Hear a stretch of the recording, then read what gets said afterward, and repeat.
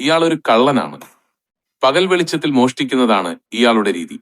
ഇയാൾ ആദ്യം ആൾതാമസമില്ലാത്ത ഒരു വീടിന്റെ അകത്ത് കയറി. ലോക്കർ കണ്ടെത്തി അത് സ്ഥാപിച്ചിരിക്കുന്ന ചുമര് പൊളിച്ചു. അതിൽ നിന്ന് ലോക്കർ വളരെ ബലമുള്ള ചങ്ങലകൾ ഉപയോഗിച്ചു വലിച്ചു പുറത്തെടുത്തു. അപ്പോഴാണ് അതിന്റെ നമ്പർ ലോക്ക് അയാൾ ശ്രദ്ധിക്കുന്നത്. അയാൾക്ക് അതിന്റെ പിൻ നമ്പർ അറിയില്ലായിരുന്നു. പക്ഷേ അതിനുള്ള സൂത്രപ്പണി അയാൾക്കറിയാമായിരുന്നു. തന്റെ കയ്യിലുള്ള അൾട്രാവയലറ്റ് ടോർച്ച് ഉപയോഗിച്ച് നോക്കിയപ്പോൾ അതിന്റെ കീപാഡിൽ നമ്പർ തെളിഞ്ഞു വന്നു. പക്ഷേ അവിടെയും ഒരു പ്രശ്നമുണ്ടായിരുന്നു. ആ നമ്പർ ലോക്കിന്റെ ശരിയായ ക്രമം അയാൾക്കറിയില്ല.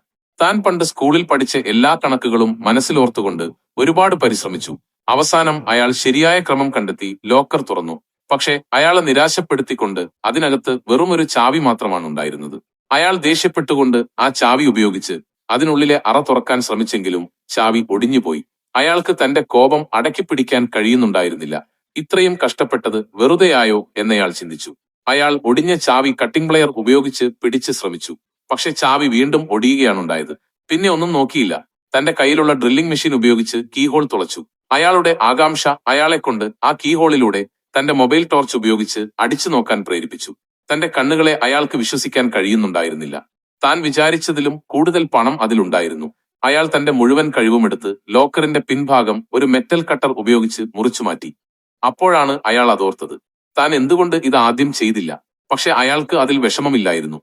കാരണം അയാൾ കഷ്ടപ്പെട്ടതിനുള്ള പ്രതിഫലം അയാൾക്ക് കിട്ടാൻ പോകുന്നു. ലോക്കറിൽ നിന്ന് അയാൾക്ക് ഒരുപാട് നോട്ടുകെട്ടുകളും വിലപിടിപ്പുള്ള ഐഫോണുകളും കൂടാതെ ഒരുപാട് സ്വർണ്ണാഭരണങ്ങളും അതിലുണ്ടായിരുന്നു. അയാൾ വളരെ സന്തുഷ്ടനായി. എല്ലാം പെറുക്കി തന്റെ ബാഗിലാക്കി. പിന്നീട് അയാൾ സന്തോഷത്തോടെ തന്റെ വീട്ടിലേക്ക് മടങ്ങി. പക്ഷെ അയാൾക്ക് ഇത് അറിയില്ലായിരുന്നു. സ്വന്തമായി അധ്വാനിക്കാതെ നേടിയെടുത്ത പണം തനിക്കൊരിക്കലും ഉപകാരപ്പെടില്ല, മറിച്ച് അത് തന്നെ വലിയ അപകടത്തിൽ എത്തിക്കുമെന്ന്.